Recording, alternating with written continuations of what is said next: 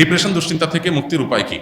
Depression এবং দুশ্চিন্তা এখন ঘরে ঘরে। যত বেশি সম্পদ, যত বেশি মানুষের দিনকাল ভালো, তত বেশি মানুষের মধ্যে দুশ্চিন্তা, ডিপ্রেশন বেশি। তো এই দুশ্চিন্তা এবং ডিপ্রেশন এটা থেকে মুক্তি লাভের জন্য আমাদের যে কাজগুলো করতে হবে তার ভিতরে ১ নম্বর হলো ৫ ওয়াক্ত নামাজ যথাযথভাবে সুন্দরভাবে আদায় করতে হবে, খুব লম্বা সময় নিয়ে, ধীরে ধীরে। দ্বিতীয়ত, আপনি বেশি বেশি করে কোরআনে কারিমের অর্থ সহকারে তেলাওয়াত করবেন। এটি দুশ্চিন্তা থেকে মুক্তি লাভের জন্য অন্যতম কারণ। বিশেষ করে সূরা ইউসুফ সম্পর্কে অনেক ওলামা বলেছেন, এটা অর্থ সহকারে বুঝে পড়লে, মুহাব্বতের সাথে পড়লে, তাজবিদের সাথে সুন্দরভাবে পড়লে ইনশাআল্লাহ দুশ্চিন্তা থেকে মানুষ বাঁচতে পারে। তৃতীয়ত, দুরুদের আমল এ সম্পর্কে হাদিসে পরিষ্কারভাবে আমাদেরকে নবী সাল্লাল্লাহু আলাইহি ওয়াসাল্লাম নির্দেশনা দিয়েছেন যে নিয়মিত যদি কেউ দুরুদ পড়ে, সবসময় দুরুদ পড়ে, তো আল্লাহ তাআলা তাকে দুশ্চিন্তা মুক্ত করেন। আরেকটা হলো ইস্তেগফার।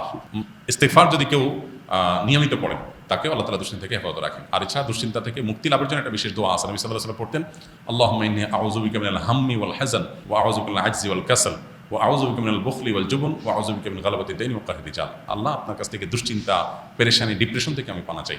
এই দোয়া বিশেষ করে পাঠ